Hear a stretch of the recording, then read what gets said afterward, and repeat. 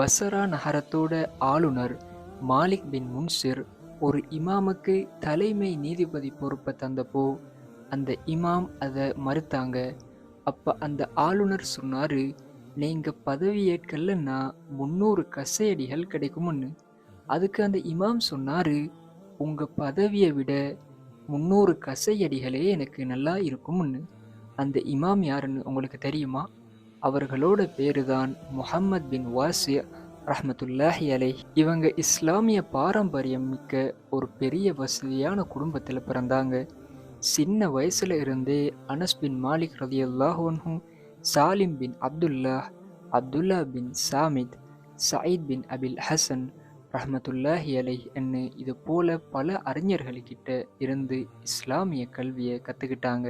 நம்ம இமாம் முஹம்மது ரஹ்மத்துல்லாஹ் அவங்கள பத்தி அய்யூப் அஸ்-சக்தியானி ரஹ்மத்துல்லாஹ் அவங்க சொன்னாங்க, முஹம்மது அறிவித்தார் என்று சொன்னா அதை அப்படியே ஏற்றுக்கொள்ளலாம் என்று. சுலைமான் அத்தீமி ரஹ்மத்துல்லாஹ் அவங்க சொன்னாங்க, நாளை மறுமையில அல்லாஹ்வை சந்திக்கும் போது முஹம்மதோட நற்செயல் பட்டியலை போல என்னதும் இருக்க ஆசைப்படுறேன்னு. இமாம் முஹம்மது எப்படி அறிவுல சிறந்தவங்களோ அதே போல ஒரு சிறந்த வீரனாகவும் இருந்தாங்க.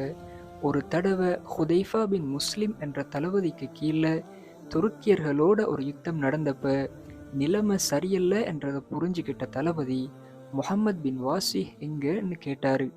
இமாம் அவங்க வானத்தை நோக்கி விரலை உயர்த்தி துவா செய்யறத பார்த்தப்போ அந்த தளபதி சொன்னாரு, இந்த ஒரு விரல் எனக்கிட்ட இருக்கிற 1,00,000 வாள்களை விட எனக்கு ரொம்ப விருப்பமானது என்ன. இமாம் அவங்களோட கடைசி நேரத்துல பல பேர் கூடி இவங்களை புகழ்ந்துகிட்டு இருந்தப்போ சொன்னாங்க, உங்க புகழ்ச்சி என்ன நரகத்துல இருந்து காப்பாத்தாது, அல்லாஹ்வோட மன்னிப்பு மட்டும்தான் எனக்கு வேணும் அப்படின்னு. ஹிஜ்ரி 123ல தங்களோட கண்களை மூடினாங்க.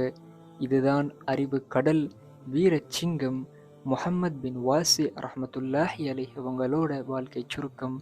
அஸ்ஸலாமு அலைக்கும் வரஹ்மத்துல்லாஹி வபரகாத்துஹு.